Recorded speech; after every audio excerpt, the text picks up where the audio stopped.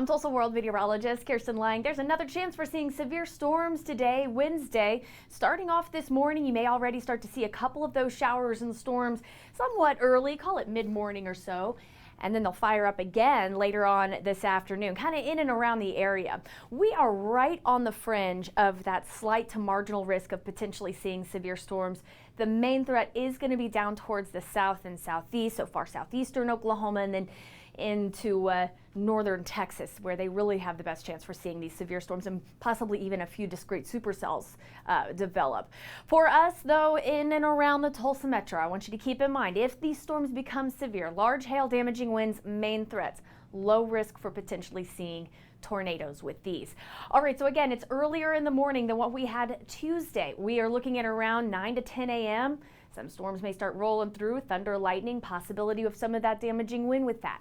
That pushes off to the east pretty quickly and gets out of the area, leaving us relatively quiet then from around, call it noon until about 5-6 p.m. at night, when you start to get a few more of these storms that develop a little bit farther south, closer towards that I-40 corridor. Now, some of these may drift a little bit farther north. Even though this model is not picking up on that, it's still a possibility that some of these storms may be a little bit closer towards that I-44 corridor by the 5 to 6 p.m. time frame. As you have heating, it's a frontal boundary, it's kind of hanging just south of us, which allows for unsettled weather to develop. It's that catalyst that kind of drives those storms to be able to develop across the area. So this is just a general idea of where those storms may be. They may be a little bit farther north. They may be impacting us here too at about 5 to 6 o'clock, heading into 7 p.m. They start to move towards the east, around Fayetteville, northwest Arkansas, and then they start to make their way on out of the area as we head into the evening and go into the overnight hours, and things are pretty quiet then.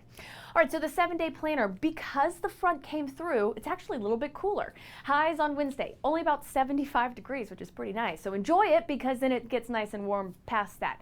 You're up in the low 80s then by Thursday, looking at upper 80s as you head to Friday, Saturday, Sunday, even the 90s.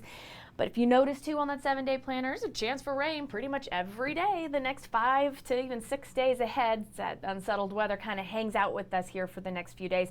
So keep that in mind as you head into the holiday weekend up ahead.